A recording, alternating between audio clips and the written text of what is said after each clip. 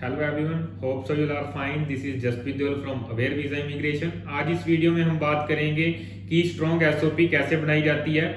Canada study visa के process में अगर सबसे ज़्यादा मेन चीज़ है तो वो एसओपी है, जिसको स्टेटमेंट ऑफ पर्पस भी कहते हैं। काफ़ी स्टूडेंट्स को ये डाउट रहता है कि एक स्ट्रॉन्ग एसओपी कैसे प्रिपेयर की जाती है, एसओपी बनाते वक्त किन किन बातों का ध्यान रखना चाहिए। सभी बातों को मैं इस वीडियो में बताऊंगा। तो चलिए शुरू करते हैं आज की वीडियो।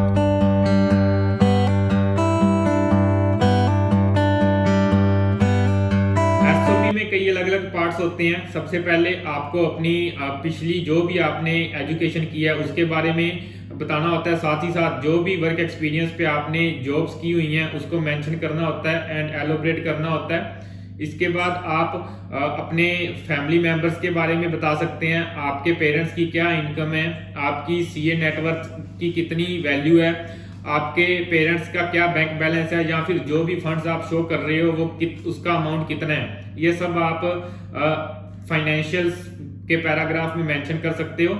इसके बाद आपको एक्सप्लेन करना होता है कि आपने जो भी कोर्स लिया है आप वो कोर्स क्यों करना चाह रहे हो, आपने उसके अलावा कोई और कोर्स क्यों नहीं चूज किया। ये एसओपी का सबसे मेन पार्ट रहता है, क्योंकि इसी से आपका जो स्टडी प्रोग्रेशन है वो जस्टिफाई होता है। इसमें आपको भी कोर्स कनाडा में चूज किया होता है उसको आपने पिछली एजुकेशन या फिर अगर आपका वर्क एक्सपीरियंस है तो पिछले वर्क एक्सपीरियंस के साथ आपको रिलेट करना होता है और आपको स्टडी में प्रोग्रेशन दिखाना मैंडेटरी होता है। फॉर एग्जाम्पल, अगर आपने पहले ही इंडिया में एमबीए की हुई है और अगर आप फिर आगे एमबीए में जाओगे तो उस कंडीशन में आपका जो स्टडी प्रोग्रेशन है वो नहीं होता। आप जो भी आगे स्टडी ले रहे हो वो उसमें उसका जो कोर्स कंटेंट है वो इस तरह से होना चाहिए कि आपने बिल्कुल सेम स्टडी पहले नहीं की हुई, उसमें कुछ ना कुछ एडिशनल ऐसा होना चाहिए जिसके बारे में आपको नॉलेज नहीं है। और साथ ही साथ जो भी कोर्स आप आगे करो वो आपकी पिछली एजुकेशन के साथ रिलेट करे, ये भी मैंडेटरी है। वो कोर्स एटलीस्ट 20 to 25% रिलेट करना चाहिए। अगर आपका जो कोर्स है वो पिछली एजुकेशन या फिर आपके पिछले वर्क एक्सपीरियंस से रिलेट नहीं कर रहा, देन आपको बहुत ही अच्छे से जस्टिफाई करना पड़ता है कि आपने बिना रेलेवेंसी वाला जो कोर्स है वो क्यों चूज किया।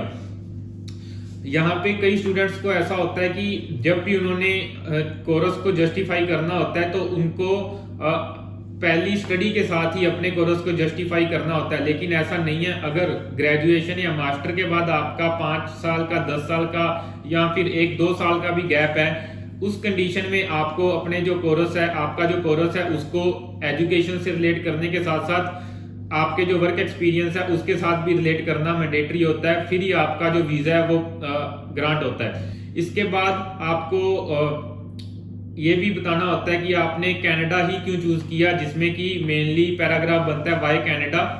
ये पैराग्राफ मैंडेटरी नहीं है, आप इसको हटा भी सकते हैं, लेकिन अगर आप इसको एसओपी में डालना चाहो तो मेंशन भी कर सकते हैं कि आपने कनाडा ही क्यों चूज किया, आपने यूके, यूएसए, जर्मनी या फिर ऑस्ट्रेलिया में अपनी जो वीजा एप्लीकेशन है वो क्यों नहीं लगाई।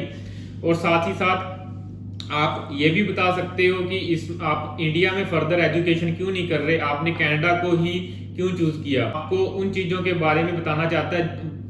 फ्यूचर आउटकम्स में आपको उन चीजों के बारे में बताना होता है जो भी चीजें आप कनाडा में स्टडी करने के बाद हासिल करोगे। फॉर एग्जांपल, अगर आप एमबीए के प्रोग्राम के लिए कनाडा में जा रहे हो तो एमबीए के बाद आप इंडिया में मैनेजर की जॉब डेजिग्नेशंस इजीली ले सकते हो। तो आपको फ्यूचर गोल्स में लिखना होगा कि आप इंडिया में वापस आकर मैनेजर की जॉब करोगे।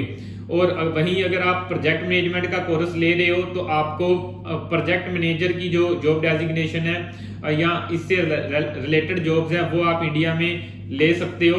तो ये जो फ्यूचर गोल्स हैं ये कोर्स टू कोर्स वेरी करते हैं। हर कोर्स का जो फ्यूचर गोल है वो कभी भी सेम नहीं हो सकता। आपने अपने जो कोर्स को है वो अच्छे से देखना है।